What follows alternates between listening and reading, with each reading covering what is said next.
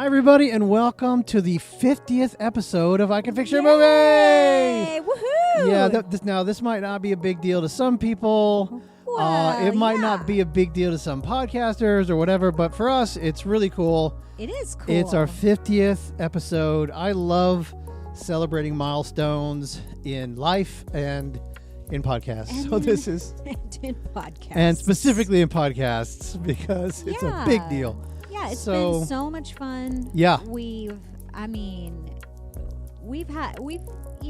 fixed a lot of films. 50 of them. That's a lot. It's a lot of films. And like tip of the iceberg. I mean, there's so many more. films. I mean, knowing how many films come out a year is like intense. And knowing that we're never going to be able to get. Some point, that would be like, hey, did you read all the books? Yeah, I read them all. Yeah. Okay. Exactly. Hey, yeah, I took the weekend. I just binged Netflix. Did you? Yeah, all of it. All of it. It's all. I watched it all. Nothing else to watch. There's always going to be something. There's always going to be a movie, because I trust out there that there is a young, idealistic filmmaker that is going to make a bad movie. I just have faith. They're making it right now. They're making it right now. Who knows? Yeah. Who knows who is out there? I feel like we'll wear out before before bad the films movies run out. Before the movies that need fixing. And I say bad, but that's not true. This not film, bad, sorry. This film isn't really bad at all. There's a lot of amazing good things about this film. Right. But I do believe there's a fundamental problem with this film, and we fix it kind of in the hot take missteps. Exactly. And the rest of it is just like little tiny things that they could fix. Yeah. But really, it's just one kind of issue. One major big problem that I don't even know that they could have fixed. I think it was a problem that was done from upon high. Studio problem. That said, what we're going to do. Yeah, and that's what they had to do. This has kind of been a studio problem for a while. Yes, I believe that. Yeah. I'll also say this film specifically, I have like some specific like connections to this. Yes. And so this film is hard for me to break down, because I didn't want to. I was like, but like Sure. it's such it's an important film, I think. It's a really cool film, but like I have connections to this, and I was like, how do I fix this? How do I go about it? And so I think we've done it in a really tasteful way, to suggest some things that maybe could have made the film better. So unlike our usual tacky way. The tacky way that we go, that was terrible. It was just terrible. That's my Charles Barkley impression. Oh. Could you tell that? It was terrible. So here's what we're doing. This is episode 26, and it's Wicked for Good. Yes. So this is not the first film. Not to be confused with Wicked. This is For Good. This is the second. This is the follow-up. This is the Act 2 of the film. Act 2. That's right. Exactly what it is. Right. Now, before we go into the summary, before we go on to things, this is a film that is derived from the stage musical that was derived from the book. Yes. I have like a personal interest in this one. I had a lot of connections to this. Of course, like I saw this film on Broadway. Yes. The year that it came out. Kristen is from this area. Yes, she's an Okie. She's an Okie. There's a lot that is about this film. I personally, I think I mentioned this before when we did the one fix wonders. Yes. I had a very close, personal, dear friend of mine that was the stage manager for the Broadway show when it was running, and been backstage and blah blah blah, and even have talked to and met Cynthia Erivo backstage during when she was doing Color Purple, right? Yeah. So all of these things are like personal, real connections to the show and to the people, and I wanted to love this show, for Wicked for Good, so much more. Right, and I think we should say we love the stage production. Oh, it is absolutely top love 3. The musical. It's top 3 musicals for me all time. We've seen it multiple times. I've literally seen this on Broadway. Yeah. We've seen the touring show. It's one of our favorite shows. It's a great show. It's a great adaptation. When you first saw it, I remember you telling me about it, how amazing it was. When you see the show, right? If you don't, I mean, everybody kind of knows what it's about now, but when you didn't know, like when you didn't know what the story was, there were things that were just like, oh my goodness, gosh, oh my goodness, what an amazing take on this story. Oh I literally remember talking to you about this thing, and I said, this musical's going to run for 100 years. Yeah, it's such a great, solid, complete story. Great musical. And it has the callbacks that you want from the original. It has the twists and turns. And then, of course, the music is splendid. It's absolutely incredible. Well, the music in the stage version. Is incredible. That's a hint that they've added some to this version of the film version. To the movie, yeah. That's not quite as... I find that to be true. With most musicals, didn't they do that with Beauty and the Beast when they made it a live act? I mean, I know it wasn't a. I think they did it with. They added anyway. They want to add some stuff. They did something with Mary Poppins. Yes. When Emily Blunt did it, and we were all like, "Huh? What is this?" It's like, what's happening? It's no so good. It's no good. Good. No, stop. But this film, if we just look at it from like, hey, I didn't see this, I didn't know anything about it. Yeah. I didn't watch Wicked or whatever, and I just watched For Good. Never seen it on the stage. Never saw it on the stage. This Wicked For Good does not stack up to the stage version at all. It doesn't stack up to the Act 2 version of the stage, but specifically, it doesn't match the first part of the movie. It doesn't stack up at all. So maybe we should just start with the summary before we kind of get into where this movie falls short. Okay, so Wicked For Good, it continues the story that began in Wicked, and it follows this very sad kind of fractured friendship between Elphaba and Glinda, or Galinda, whichever you'd like to do, before or after she dropped the G. Right. And it kind of is really kind of shocking events that turned Elphaba into what we know as the Wicked Witch of the West. Yes, from The Wizard of Oz. From The Wizard of Oz. Yes. And the books from is it Bloom? Blaume? I think is what it is. Anyway. You backed yourself into that corner. I thought I it was had like nothing to do with that. P.L. Bloom? Something like that. I forgot how it was pronounced. But yeah, so it just kind of so the deal is Oz falls into this kind of deep propaganda machine under the control of the wizards regime, right? Mm-hmm. And Elphaba becomes hunted, and she's a hunted figure, and she's blamed for all the troubles, right?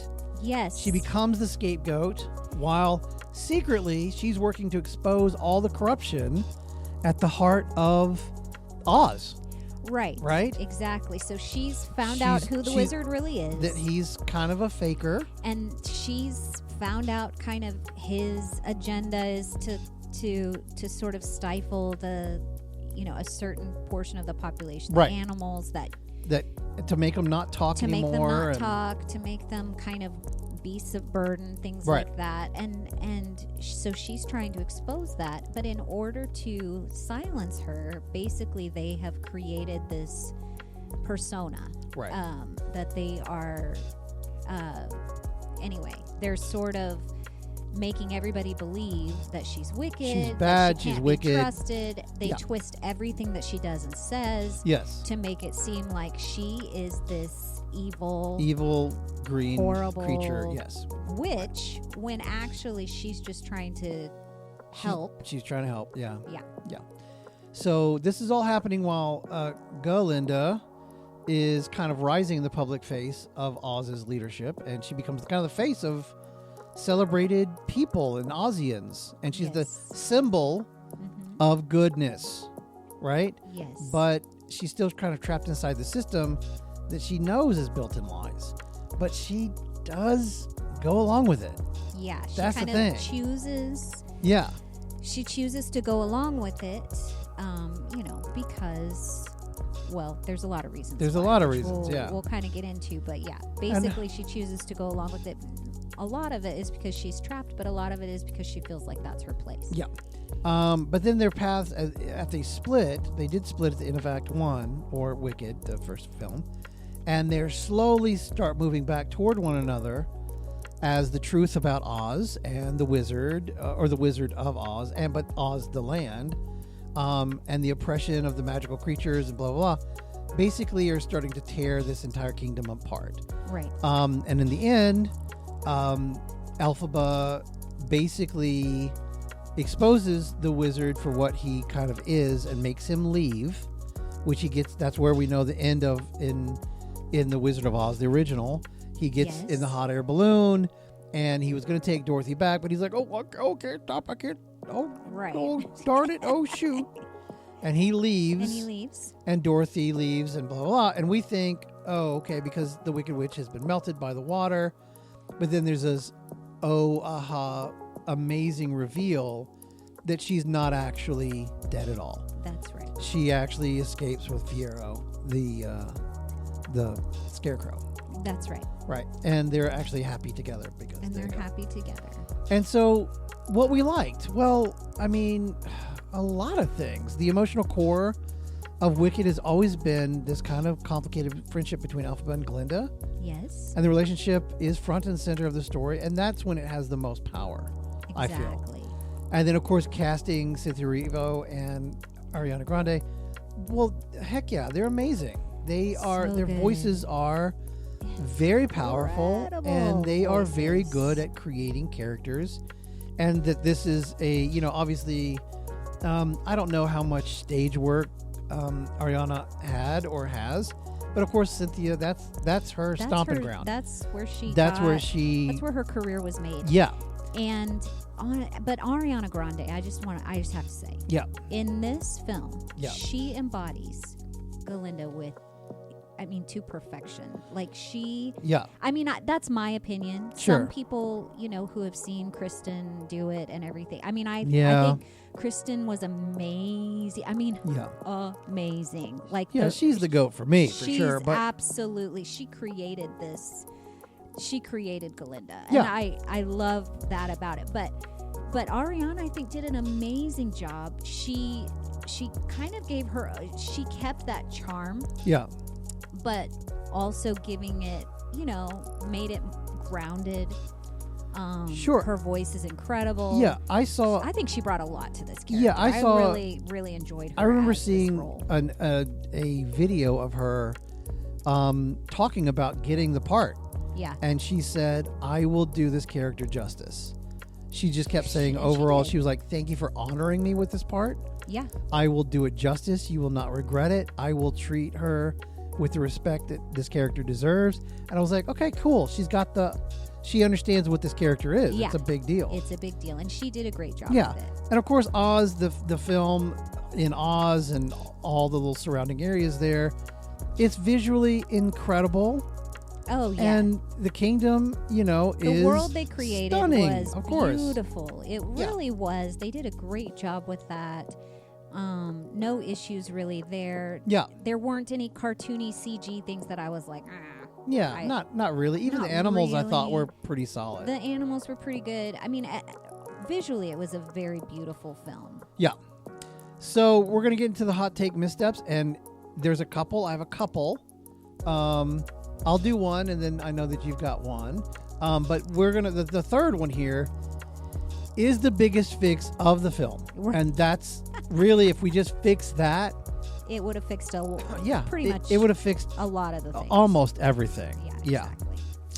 So in the film, we see and we hear, oh, Elphaba's so powerful and she's so dangerous, but we rarely see her use the extent of her power, really, ever. Exactly. She doesn't really use the book really at all. She does to give the monkeys their wings, and I think she uses it to save Fiyero, and she does it to save Bach. But like that's right.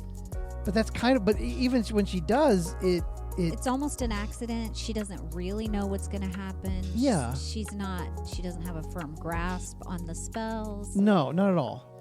Because she basically takes it and runs. She takes it and runs. But like, she's got to kind of interpret it but herself. even if she had stayed, McGorgle and the Oz, they didn't know how to teach it to her. No, they didn't. It's not like they could. They could have maybe given her a safe space to like, all right, try that one. See what that one does. I don't know. Yeah. I mean, but it's not like it could have really helped. So honestly, I kind of have a little bit of a fix for this, which I don't normally fix the hot take missteps, but I think you have to show Elphaba is like learning to control her magic. In the film, you could have done that. Exactly. If you're showing her living as an outlaw, kind of in this tree house out in the woods somewhere, instead of just running around from the authorities and ducking away from them and writing messages in the clouds. Right, exactly. She's secretly showing... She's honing her powers. She's honing her powers. She's learning how to use the book. Right, and she's helping the creatures across Oz. And like the creatures across Oz then know the truth and what she's really trying to do. And then she kind of... The legend of her is building... both in Oz, but also with the creatures, with the creatures that she's helping. Trying to help, right? Exactly. But it didn't really show that. I think the whole reason that Oz wanted to align himself with her is because he had no power of his own. Right. She was literally the only one in Oz. Right. Who could use the Grimoire? She was the only one. Right. And so I mean, McGorgle does but she doesn't know how to. No. She controls something, but like, it's one of those things of like the magic was kind of leaving Oz, but she was bringing it back. And they recognized Elphaba's power. Right. They understood that she could become great, and then they literally have to create lies about her to kind of hide how powerful she actually is, or to make people afraid of her power. Right. And so you're right. We never really saw. We never see her doing how powerful she. And in a film, they be. can cut away to show that, and they didn't really do that. Right. So, and on the stage, I will have to say, and I mean this kind of goes back to Act 1, but when you're watching the stage version of it, when she actually takes flight for the first time. Oh, sure. In Defying Gravity, it's like chilling. It makes it where like that's where you see how powerful she actually is. It's like all of a sudden she's just, she's kind of this small normal, other than being green, like normal. Right. And then all of a sudden she's literally flying. Yeah. And it's like this kind of culmination of she's come into her power. And you just don't really get a sense of that. Right. Especially in the second film at all. Right. And I do have a quick story that has nothing to do with this, but it does have the stage version. Yeah. The first time I saw the touring version of this show, yes, it was hilarious because, interestingly, again, the guy that was my friend, he was touring with the cast. Yes. And I walked up to him and I was like, "Hey, buddy," and he was like, "Hey, I'm so sorry you're here tonight." And I was like, "Why?" And he was like, "The machine that we use to lift Elphaba off the ground is broken." Yeah, it had broken. And they just could not get it fixed. Get it. It was like, no, he said that they just got it fixed, but they didn't have time to test it. Oh, they did. They couldn't. And that's, you can't do that. You can't. They have to have these rules in place. Sure, which, understandably, she is way up in the air. Yes. And so he was like, "Sorry, tonight she's going to be obeying gravity." And I was like, "Oh no." And so all they did is the fix was she just ran forward on stage, lifted up her broom, and everybody just got real low. That was the fix. Just get real low, guys. Get real low. Oh man, that's live. tough. I know, live that theater, is a man. Tough moment, but that's you fixed it. That's. See, I can fix your musical. That's what they did. That's what they did. That's what they all crouched. They all just crouched, and they were like, Look at her go. Look at her obey gravity. Look at that. Yeah, no defying that night. No, yeah. Not that night. Yeah. All right. So you got a fix. You got a hot take misstep. I don't have a fix for it, but You don't have maybe to. I do have a fix for it. Yeah, go ahead. My misstep is the song that they added in. Did they add more than one? I thought they added 2. And I they think. just, I mean, Oh, they bungled listen, it, man. They bungled it. I don't know. It was a bungle, and I don't use that word lightly. I mean, the music in Wicked is Phenomenal. I mean, like, blow your mind good. Yeah. It's memorable. Yeah. You walk away singing this. You buy the soundtrack. Well, and I'll just tell you a fact. Whenever Disney had 5 shows on Broadway, I'm talking about Tarzan, Beauty and the Beast, Chitty Chitty Bang Bang. They had like 5 different shows on Broadway. Right. Wicked, in the merchandise, outsold all 5 of them put together. That's how good this stuff is. I mean, the music is just. I mean, you hear 3 bars of Wicked and you're like, oh, it's Wicked. Yeah. You know, yes. You're like, oh, yeah, there it is. Exactly. And so the songs that they added did not in any way measure up to the original music. They were forgettable. I don't even remember. We didn't remember how many there were. I thought there were 2. They were silly. Bungled it. They were written... it sounded like on ChatGPT. It was lazy. Let's just say that. It was just... The sad thing is... It didn't add anything. If somebody actually wrote those, I'm so sorry. I don't know if it was the original people, but you phoned it in, brother. You phoned it in, man. I hope it wasn't the original people. Maybe it was, but not. who knows? Who knows? All right, so here's the big fix. Here it is. Here we go. The biggest fix of this entire film is this. Let me take a big breath. Yeah. Let me get some water. I'm going to get some water. Here we go. Ready? Okay, take a sip. Yeah. You ready? Okay. I got to really... Okay, because I'm going to sing it. Here's why. Here's the thing.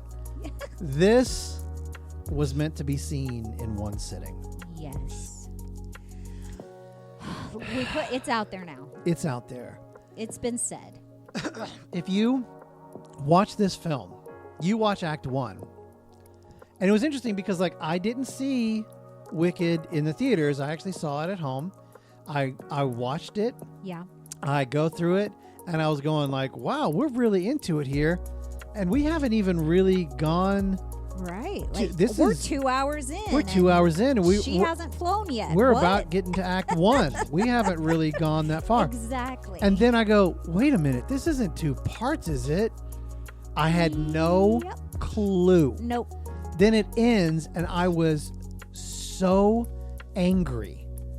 I was angry. Now, this isn't like a situation where you can go out to the lobby and talk about how amazing Act 1 ended and go, holy cow, I want the t-shirt. Right. And the poster. Right. And the pen. And the soundtrack. And the drink. And the drink that they are selling. In the $14 mug. Oh, gosh. Because you come back, and the thing is, when you come back 15 minutes later, the music is still carrying you. Yes. And you watch Act 2, and you follow the gigantic wave that they just started. It just flows through. Yep. But you can't do that whenever the wave happened 11 months ago. Right. And then all of a sudden you're supposed to be like in the middle of it. You're not. You're not going to be in the middle of it. Okay? You're not. Exactly. And I hear some people thinking. Yeah. You hear the thinking. You just watch the first one again before you just watch them together. I guess. It didn't work that way. Yeah. First of all, people went and saw this in the theaters or and there was at a home, big and then buzz. You had I mean, it was to huge. Wait a very, very long time for the second one to come out. So yes, now that they're both out, you can watch them together. But at the time, no, it's very was frustrating. A huge mistake to separate them, and also the the first movie, which we're not going to fix, but they did add a lot of unnecessary filler to make that movie a longer thing, the length that it needed to be movie number one. You could have watched, basically the musical at 3 hours and whatever minutes 3 hours. This works, and be like, yeah, I'll watch a 3-hour movie. I'll watch a 3-hour movie. I've watched the Lord of the Rings extended cut, director's cut. I've watched it. Yeah. I'll watch this. Yes. You could have made it 3.5. You could have made it 4 hours, and people would be like, heck yeah, I'm all in. But here's the deal. Here's the situation. What did they do? They made a money choice. Yep. They made a money choice. And that almost always, you can say whatever you want. And look, money makes the world go round. I get it. I work in the industry and I understand. I got to do funding stuff all the time and I get it. I understand it. But that somebody who owns this property didn't stand up and go, no, this is wrong to separate this. You're going to destroy the movie. Are going to destroy this IP because you're separating this out. It's wrong. Yeah. Somebody should have stood up, because here's the deal. Come From Away is a musical that a lot of people know. I know this show. I like it a lot. It's a beautiful. It's a beautiful show. It's about the people, going into this little town, and it's right after 9/11, and they're dealing with all these feelings and all these things, and it's really a beautiful story. Right. And when you realize what this story is about, you're watching and you're going, now, but here's the thing. This musical on Broadway, in wherever it's performed, it doesn't have an intermission. Right.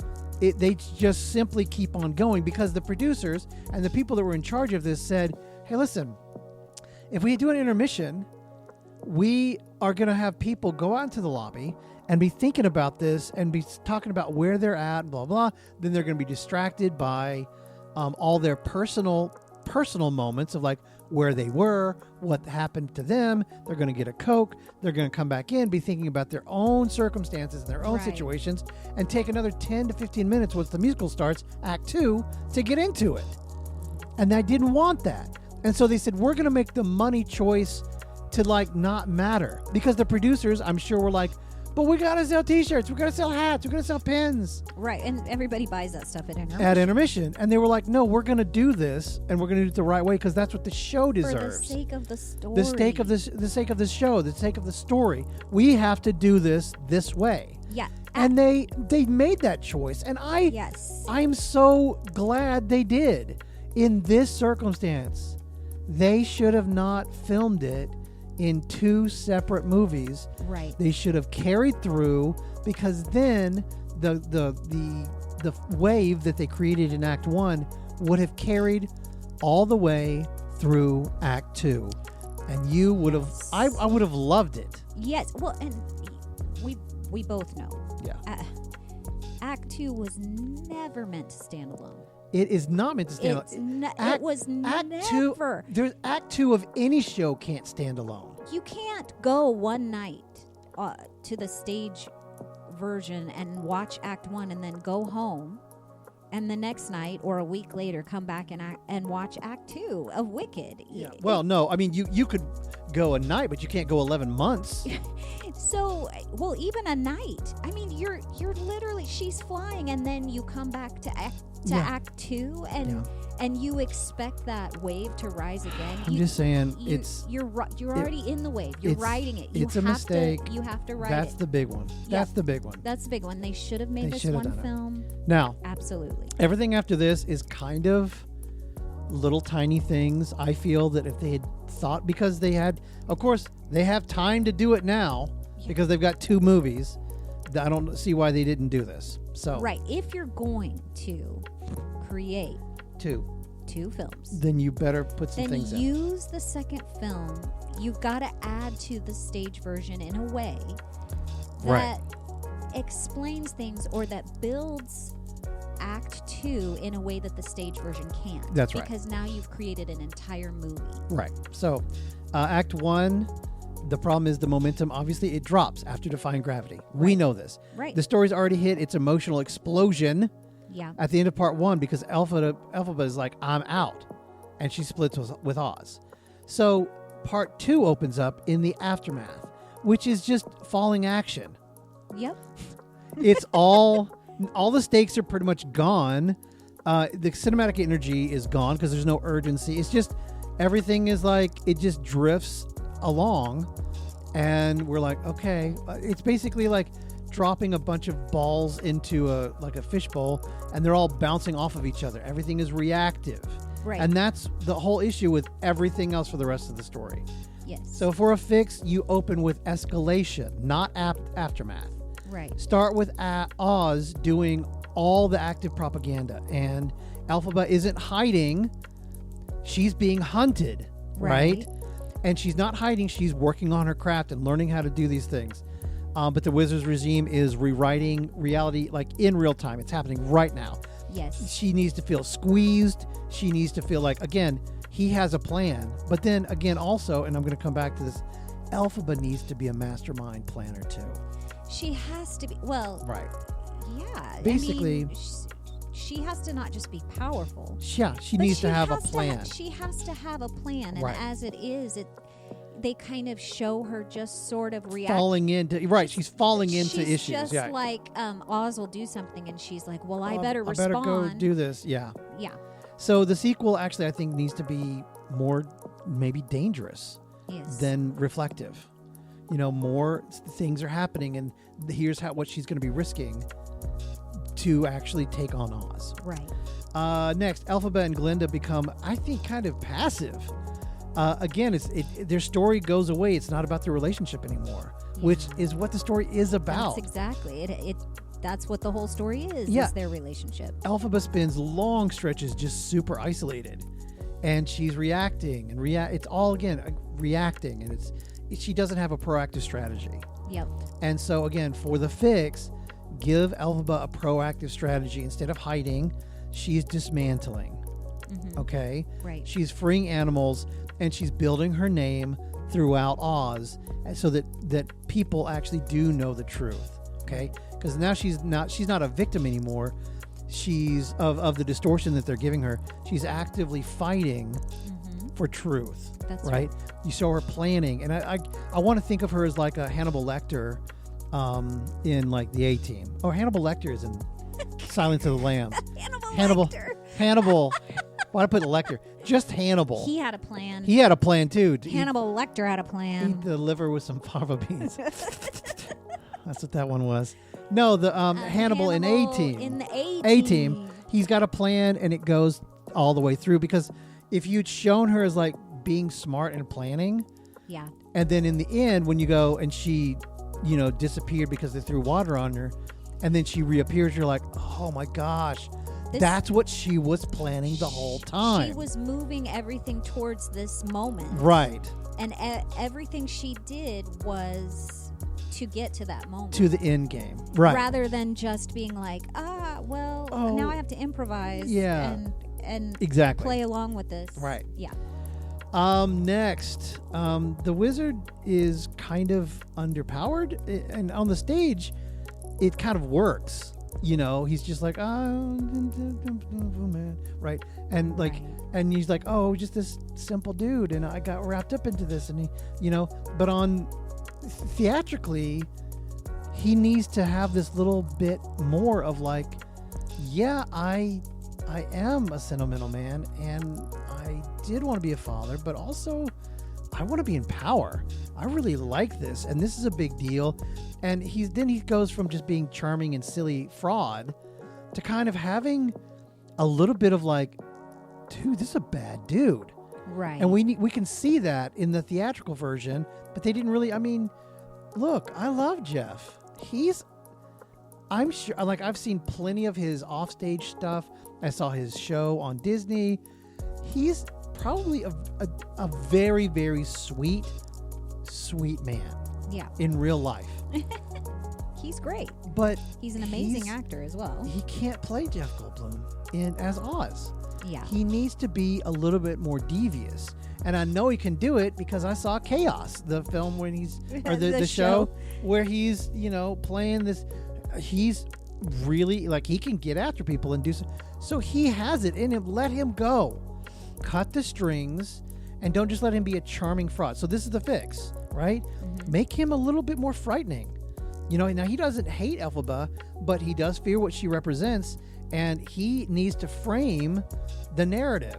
Okay, right. We need to see that he'll do whatever it takes. Yes, because whatever the cost is. He doesn't have the magic, but he's got perception. Right, to maintain his control and the power that he's gained. Exactly, and his version of truth has to go, and he'll do whatever it takes. He'll do whatever it takes, and we need to be able to see that. And I didn't really see that. He just kept going, oh, yes, or we caged up some animals. Oh, listen, don't be mad. Right. Stop. You did it on purpose, man. Yes. You need to fall in line with this. And that's going to give your bad guy a little bit more of a punch. Yeah. And you can do that theatrically. You know what I mean? Right. I mean, you can even add... I'm not opposed to them adding some scenes. Right. In the film. Obviously, because they had time to do it. They have to. Because Act 2 was never meant to be a film all in itself. Right. So... Again, if you're going to make it a film all on its own, then add some scenes. Give the characters more depth. Give them, complete their arcs. Right. Show us what's happening, make him a little bit more devious. Give him scenes that show that he didn't just stumble into this. Right. He chose it. He chose this. Yeah, he chose it. He wants the power. He wants to keep it. Right. And that leads into the next one. Glenna's arc is I felt very incomplete, and it could have been so much stronger. Right. She does play a very subtle character on stage. A little bit. It's kind of underplayed. I feel like, of course, when the actress takes over, it becomes very beautiful. But in a film, oftentimes when you're playing it super subtle, it almost feels a little underwritten. I think she rises, but she's stuck in this thing of like, yeah, of course I'm going to do what they say because I got to do what they say. But you have to make her like go further. Okay. You never really see her super conflicted. Right. You don't see that at all. You don't see her publicly defend policies and then privately doubting, and you should have. Right. I mean, you see her kind of afraid to lose the prince. Right.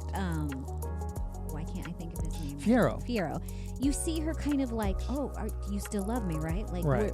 You're my guy, right? Like you see kind of her insecurities, right? But you don't necessarily see her questioning, right? Oz and the policies. What Oz is doing, right? And see, so like you basically have to force her to choose safety over the truth in a very visible way to further her arc. Because here's the problem. If you never do that, at the end, all of a sudden, she takes over for Oz, right? Yeah. And you're supposed to go from this, oh gosh, I'm in charge. What? Whoa. Right. How did that happen? If she never questioned what he was doing. Right. Her arc doesn't happen. I mean, you kind of see her lament over the lost friendship.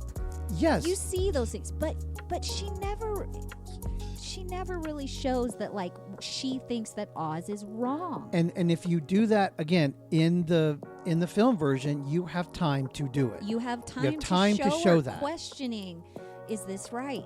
Should I actually be with him? Right. Did I make a mistake by not going with Elphaba? Right. How do I help? Right.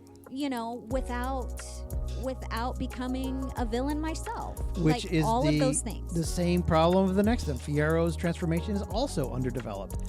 He goes from this shallow prince to the rebel martyr. And you're like, whoa, emotionally, I think it works on stage, but film, it kind of feels super like, whoa, what? Right. Because for a fix, you have to deepen this shift in him and show him actively confronting the brutality of things that are happening and realizing that Elphaba was right and that he's not just following the girl that he thinks is hot. Okay? Right. Because then otherwise it's like, I'm just doing what my girlfriend told me, man. I don't know. It does. And you just look like an idiot again. Right. Sure, I'll cage up all the animals as long as I can find Elphaba and hook up with her. That's kind of what it feels like. You never really see his moral compass shift. And you have to. Mm-hmm. Right. And I think there's one left, and that's it. The world that we know already, we basically think we already know the ending to Wizard of Oz. Yes. We throw the bucket of water on the Wicked Witch, and she melts. Melting. Yeah. What a world. Right? And then they go off and happily ever after. But then when, in this story, whenever she emerges, guys, I'm going to tell you now, the first time I saw that on stage and she opens that trap door and pops out, I was like, boo! Like I was like, this is the greatest thing. Because I was like really sad that they killed her. And I was like, man, that's kind of sad. She was trying to do right by everybody. Right. So again, you have to, for a fix here, man, you got to lead up to this. Like, the water thing is real. Like, show her in Munchkinland, somebody spills some water and she jerks back violently. Even like if there's a little bit of smoke or something and she's like, I gotta go, like, and they're like, whoa, that actually, and they're like, yeah, we got her. So something that we show that she is playing the game. She is playing chess here. She knows what she's doing. She's setting up her exit because she says, look, I can't be it. I can't be in charge, but Glinda could be. She's already thinking, look, I got to get rid of this guy, set Glinda up. Sounds good. Let's make it happen. It can't be me. I'm going to leave. Right. And how I'm going to remove myself is the classic, look, you know what I'm going to do is fake my own death. Right. The good old classic fake my own death scenario. Right. And she does, man, and it works. And everybody thinks that she's out, right? And then Glinda is in charge and she knows she'll do right. Yes. And because, this is another reason why you have to show Glinda's transformation, her arc, right? Her arc, you have to show her figuring out what she really believes. Right. Because then it makes sense for Elphaba to be like, it's you. Right. You already know what's right. Right. Exactly. But like in the film, they had like this slow door opening into the hat, and I'm like, it wasn't a revelation. It was like, oh, yeah, right. Here she comes. Oh, yeah. Oh, yeah, I guess it should have been the culmination of everything. It should have been not as big as her flying, but pretty darn close, man. Right. And I think they didn't know how to reveal her the right way. And they were just like, oh, let's do it in slow motion and just have her walk up the steps. Oh, no. No. Yeah. No. This was her plan. This was her plan all along, and it should have been clear that it was her plan. She kind of, I don't know if I want to use the word manipulated, but she gamed the system. That's right. right. Everything in place for this moment where she was out of the picture. And that's why, even when she's explaining to Glinda that she has to go, she's like, it's got to be you. Yeah. And Glinda's like, no, I can't do this. And she's like, no, it has to be you. Like, you have to know, like, this is it. This is what she has been working towards. She has been behind the scenes planning. Right. And she has a place to go. She knows exactly what she's doing. Right, exactly. So there you go. Overall, I think Wicked for Good is a beautiful film. I think it could have been, if they had put it together and not tried to, if they'd not tried to squeeze more money out of this, it would have been, I think it would have been up for like Best Picture and blah, blah, blah, because it was phenomenal. I think it would have made more money keeping it as one, but the greedies were like, no, gotta squeeze more money out of people. It's heartbreaking. It really, when I think about it, it really is heartbreaking. Yeah. I'm just so sad that they made that decision. Can you imagine it as one film? One coherent, clear film. What an amazing, iconic film. It would have been the film version of the show. Yeah. Which is what it was meant to be. It was meant to be. I mean, honestly, and this is going to sound completely ridiculous, but if they had just filmed the stage version with an all-star cast, just filmed it really, really well on stage, I would have loved it more than the films that we got. Yeah.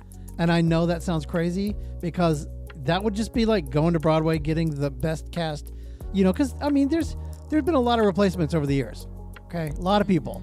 If you put together the best cast that you could possibly get, that you really love, put them on. I mean, Cynthia they both could have absolutely done those roles. Absolutely.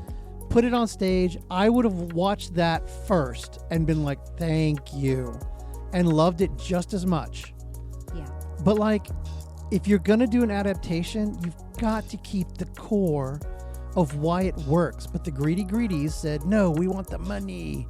And it just is a shame because the IP of Wicked is really important. It is. To a lot of reasons, a lot of people. And I'll share this with you, and I'll share it with whoever happens to be listening right now.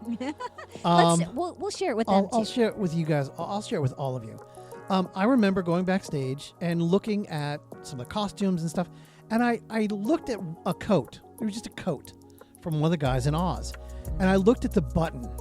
Yeah. And it was a gold button, and stitched into the button was an O because it was in a circle, and then a Z in the middle of it. Okay, so an Oz button was stitched into this button. Here's the thing. On stage, about 4, 5, 6 feet away, you can't even see that button. You can't see it, man. You cannot see it. So why would you do that? You know why? They did it for the performer. The performer needed that. They wanted to give them that to like immerse them in Oz, to make them feel, look, man, you're in Oz, right? Yeah. You're going to go that deep to immerse your actors so that they feel like they're in it, to give the audience the best experience. Because initially, I mean, it's still the actor gives the best performance, which gives the audience that's watching the best performance. Yeah. Because the actor will give their best, the audience gets the best. Yes. So why would you, when it came to the film, make a choice for money after that's the kind of organization that you are? Yeah. Why would you do that? It doesn't make any sense that you would go back on your core belief of like, do what's best for the story. Why would you go back on that? Yeah. It just doesn't make it the best sense. story possible. I mean, that's the whole goal. Right. Is you want to tell this story in the way that's the most impactful. Right. That's the best version of this story that you can tell. And they chose money over giving this story the best version. And the thing is, they can dance around it and go, no, it's because we had so much more to tell. We had too much story. We decided, let's make it. Everyone knows you're lying. Everyone knows that's not true. Don't pretend. Just say, look, we made a financial decision. We wanted that extra thing. It was a mistake. We got to move on. We got to live with it. So anyway. Yeah, that's the deal. That was disappointing and sad. I think somebody just was like, well, it's a 3-hour musical. I mean, yeah. All we got to do is add another 30 minutes on each end. Yeah, and we got 2 movies. Yeah. Perfect. Great. Do it. Put it in the can. No. Yeah, it doesn't work that way, folks. Some things work better whenever the momentum is on your side. So that's all we got for our 50th. It's over. Yay! Our 50th episode, and we hope for another 50. Yes. Just as quick, because, man, it does feel like we just started this. I know. It really flies. Now we got another 50 in the bank. So we look forward to our next 50, and we hope you guys do too. We'll see you next time. Bye-bye.